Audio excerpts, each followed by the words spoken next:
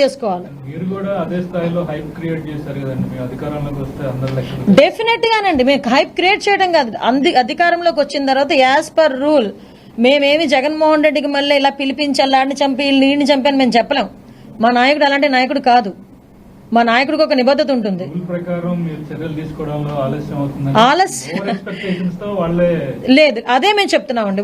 ఏమండి, ఈ రాష్ట్రంలో చంద్రబాబు నాయుడు గారి కన్నా ఎక్కువగా ఇబ్బంది పడ్డవాడు ఎవరు ఉన్నారండి చెప్పండి. చంద్రబాబు నాయుడు గారు ఉన్న స్టేచర్కి చంద్రబాబు నాయుడు గారి కన్నా ఎక్కువ ఇబ్బందులు పడ్డ వాళ్ళు ఎవరైనా ఉన్నారా?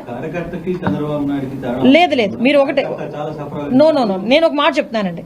కార్యకర్త స్థాయిలో కార్యకర్త సఫర్ అయ్యారు, ఒక ఎక్స్ఎమ్మెల్యే స్థాయిలో నేను సఫర్ అయ్యాను, ఎమ్మెల్యేల స్థాయిలో కొంతమంది ఎమ్మెల్యేలు సఫర్ అయ్యారు.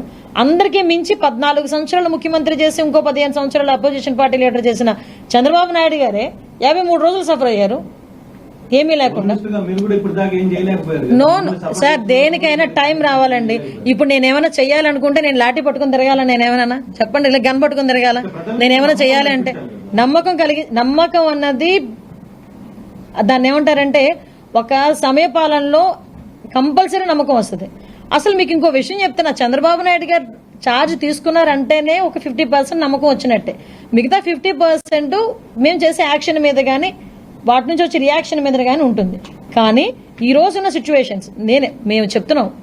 అప్పుడు చంద్రబాబు నాయుడు గారు ఏం చెప్పారు, లోకేష్ గారు ఏం చెప్పారు, వాటన్నిటి మీద మేము స్టాండ్ అయ్యే ఉన్నాం.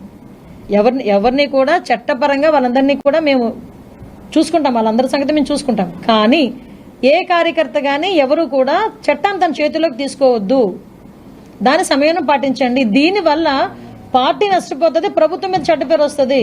దానికి మీరందరూ కూడా మాకు సహకరించండి. అవే మేము చెప్తున్నాం. ఫోన్ చేయలేదయ్యా